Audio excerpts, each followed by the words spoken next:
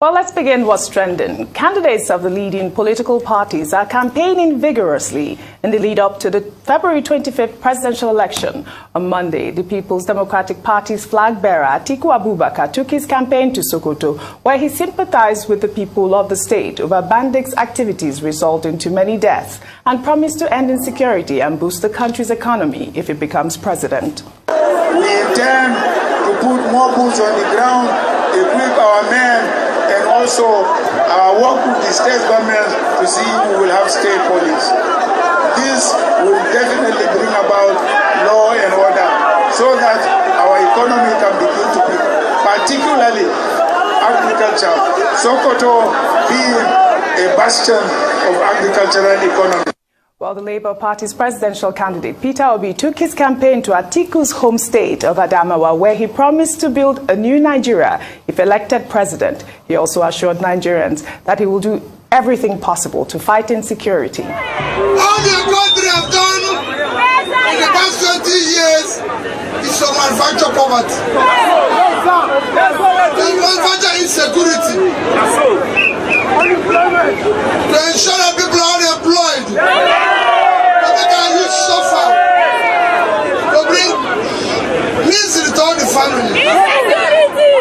That is what we are saying.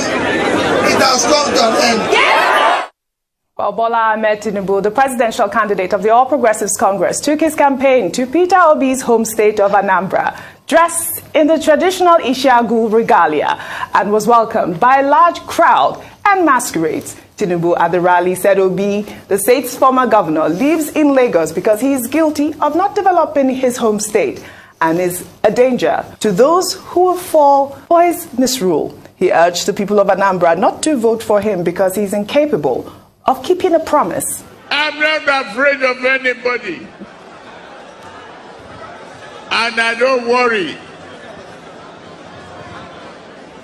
The man who left here, he called himself Peter Obi. We read in the Bible that before cock crows 3 times, he will deny Jesus Christ.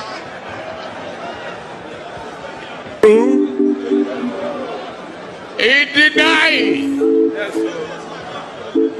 So how can he keep a promise to you if we cannot keep promise to God?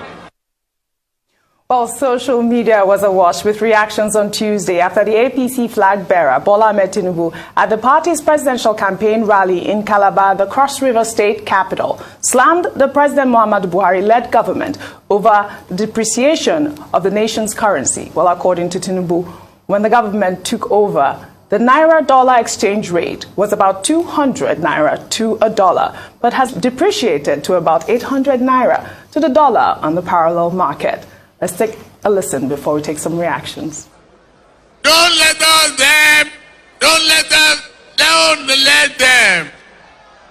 lie to you about change of currency. They've never understand what inflation is all about. They never understand what money laundering is all about. They never understand keeping our currency in the dark corner of their room. To change and torture, move the exchange rate from 200 to 800. If they have repaired it, if they have arrested this, we won't be where we are today. We will be greater. They don't know the way. They don't know how to think. They don't know how to do. Let's take some reactions. They moved the exchange rate from 200 to 800. They don't know the way. They don't know how to think. They don't know how to do. Please, who are they Tinubu is referring to? Because it is a sin to vote they. Or Santos wrote, Tinubu is boldly and publicly attacking Buhari and his government. This man is vicious. Can you imagine this man suddenly distancing himself from Buhari? Where is Garba Shehu, Femi Adesina, Lai Mohammed? By the way, is Festus Keyamo there while Tinubu attacks Buhari? Well, in the meantime, amid the outrage emanating from the CBN's cashless policy and the scarcity of the redesigned currency, a video posted on Twitter by a person who goes by the name Shehu revealed a group of volunteers who have organized a cash swap program for their community in the name of Bola Ahmed Tinubu, the APC flag bearer. Let's take a look before we come back for a discussion. As you can see, it's ongoing. The incoming President of the Federal Republic of Nigeria, Alhaji Bola Ahmed Tinubu Asiwaju. The ongoing program is proudly sponsored and powered by Tinubu Mobilization Squad.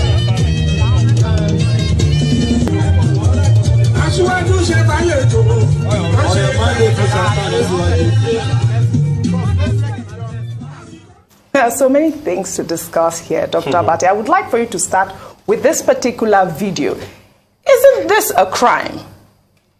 Okay. Cash swap policy is a policy of the CBN, specifically targeted at the underbanked persons in rural areas, so that they too will be able to change their old notes for new notes. Now, the CBN also says that it has 30,000 cash agents, either mobile money operators or those who operate POS all over the country. The CBN also has a task force out there that is going around. They've been to Lagos, they've been in Ondo State, they've gone to other parts of the country to make sure that the cash swap policy is working. Now, 5 banks are designated banks that these agents can relate with. It includes Access, it includes any bank, So there are 5 banks, FCMB, and 2 others. Now, for any individual to act as a cash swap agent, you have to be registered. The banks must have all your details, okay? Your BVN, your NIN, your picture, your fingerprint. And these agents are also expected to have the details. CBN is insisting on what they call know your customer, and also all these details about your name, your phone number, your address, the amount of money, although the ceiling for the agents is 10,000 naira. Okay, I've put the policy in place. So who is this, what do you call his name? Shehu. Shehu, that's the name on the Twitter account. So who is this Shehu who is working as a cash swap agent? Is he one of the accredited 30,000 agents recognized by CBN? If it's not, then what he's doing is illegal, it's a crime, and the CBN task force, they need to go and fish him out and get him arrested.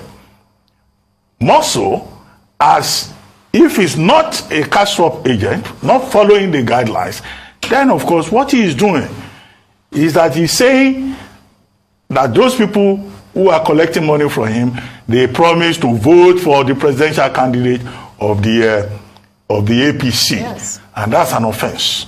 Section 121 of the Electoral Act 2022 is titled Bribery and Conspiracy. He says he's not taking any charges from them. Where some of the banks, for you to get 10,000 naira, they may ask you to pay 1,000 naira. For you to get 50,000 naira, you may pay 5,000. Even the banks have become usurious now, So the gentleman says he's giving to them. So he's trying to influence voters. And Section 127, also of the Electoral Act 2022, talks about undue influence.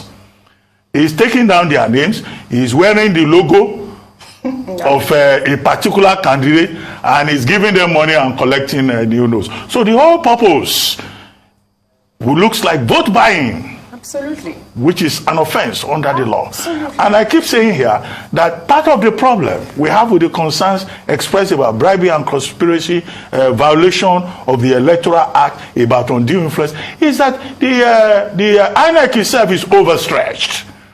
INEC has been pushing for an electoral offences commission.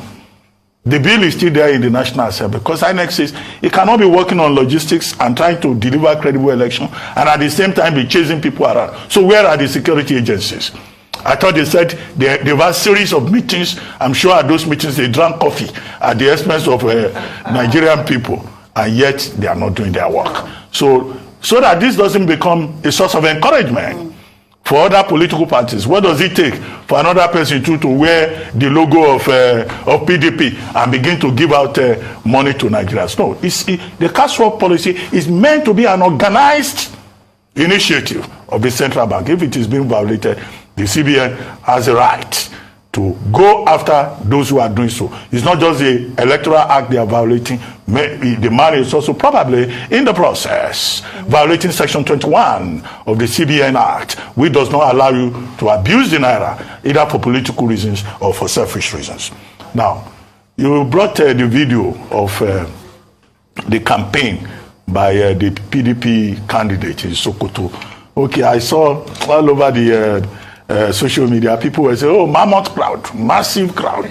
You know, and PDP spokespersons have been celebrating it. Look, large crowd at campaigns do not translate into votes on election day. Politicians will naturally mobilize people. However, there must be a lesson that must be learned about crowd management.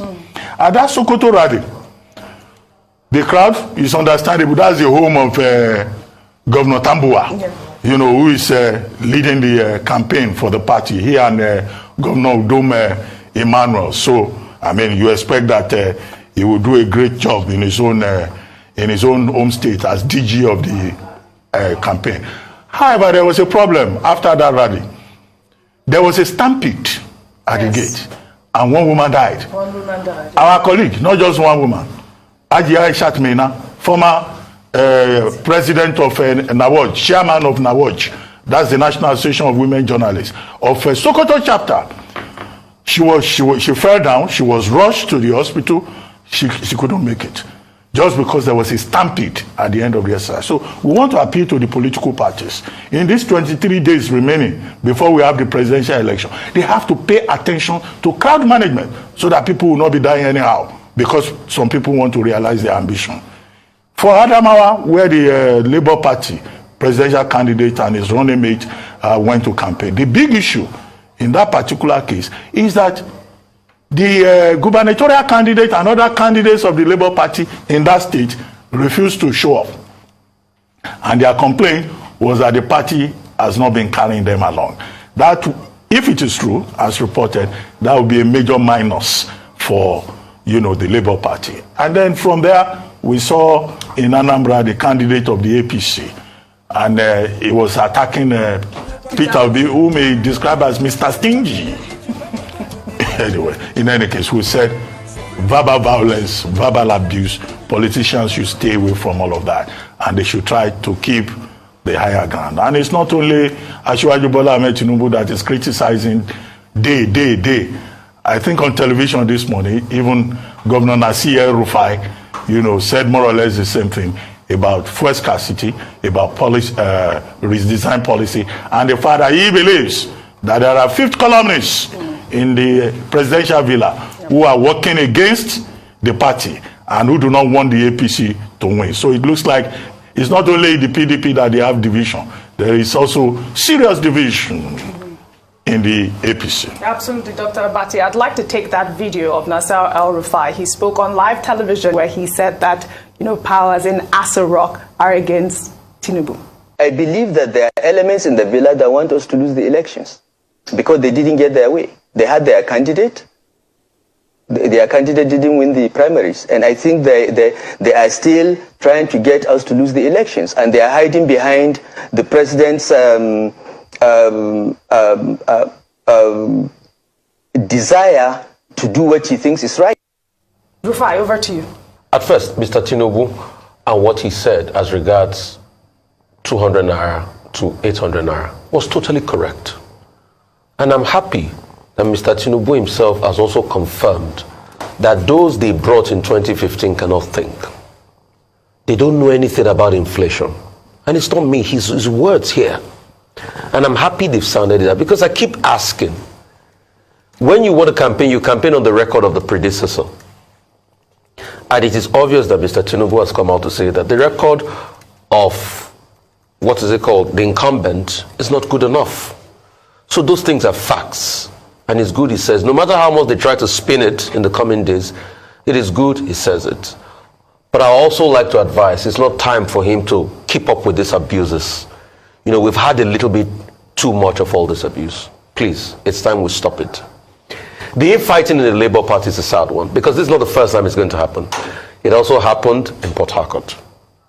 The Labour Party should also watch it, where there's discordancy between the National Secretariat of the party and the candidates for governorship in that state. What that man was doing is vote buying 2.0. That's it. And let's not deceive ourselves, but this is not the first of its kind. You remember how we argued that giving trader money a couple of months to election was vote buying. So this is just vote buying 2.0. And that man, his face is on camera. I don't see why he should not be summoned and arrested and let the full course of the law take its course for vote buying. It's as simple as that at ABC. What Mr. El-Rufai said is a reflection of what is going on. Mr. Perogi wrote an article over the weekend that talked about the Cold War between Buhari and Tinubu. There's actually a Cold War going on.